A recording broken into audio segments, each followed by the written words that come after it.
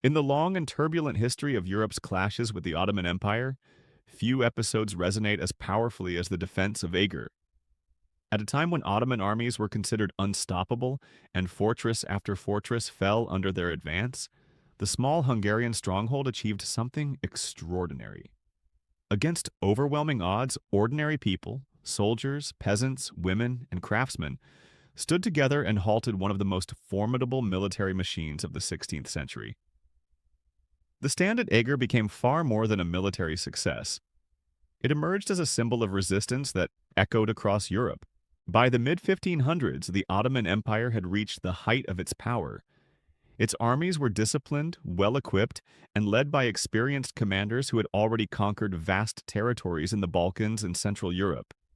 Cities such as Belgrade and Buda had fallen, and much of Hungary lay exposed.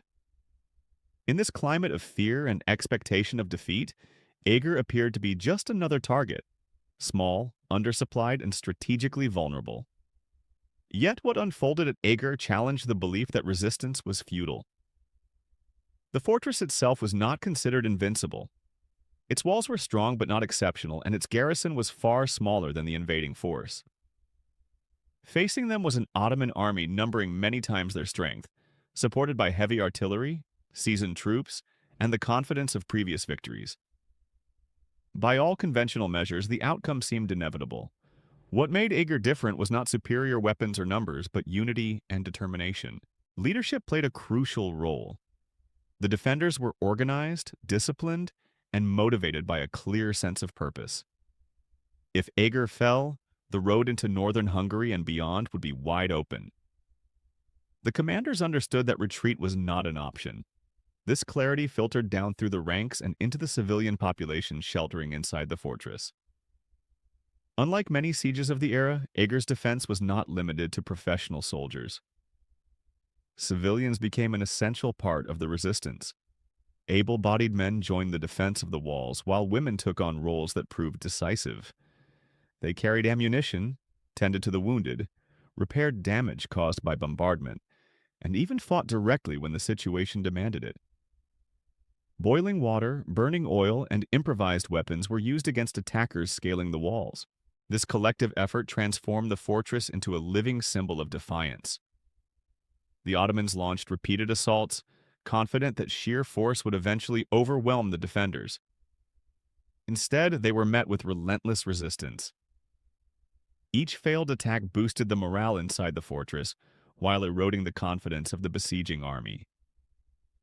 As days turned into weeks, the siege took on a psychological dimension. The defenders, though exhausted and short of supplies, drew strength from the simple fact that they were still standing. For the Ottoman forces, accustomed to rapid victories, the prolonged resistance was unexpected. Losses mounted and the promise of an easy conquest faded. News of Eger's stand began to spread even before the siege ended. Across Europe, reports circulated of a small fortress holding out against a massive imperial army. In a period marked by fear of Ottoman expansion, these stories carried enormous symbolic weight. They suggested that the empire, despite its power, was not invincible. When the Ottoman forces eventually withdrew, the outcome shocked contemporaries. A fortress that should have fallen had survived.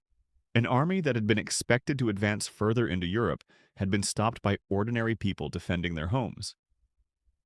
The significance of Eger went far beyond military calculations. It reshaped perceptions. For European states and populations living under the shadow of Ottoman power, Eger offered proof that resistance was possible. It became a rallying point in political speeches, sermons, and popular stories. The message was simple but powerful. Courage, unity, and determination could overcome even the greatest odds. This symbolism mattered deeply in an era when morale often determined the fate of regions. Empires expanded not only through force but through fear.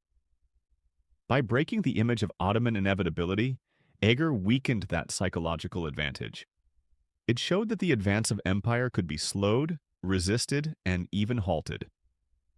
The defenders of Eger were not mythical heroes or legendary warriors. They were farmers, artisans, townspeople, and soldiers bound by circumstance. That reality made the story even more influential.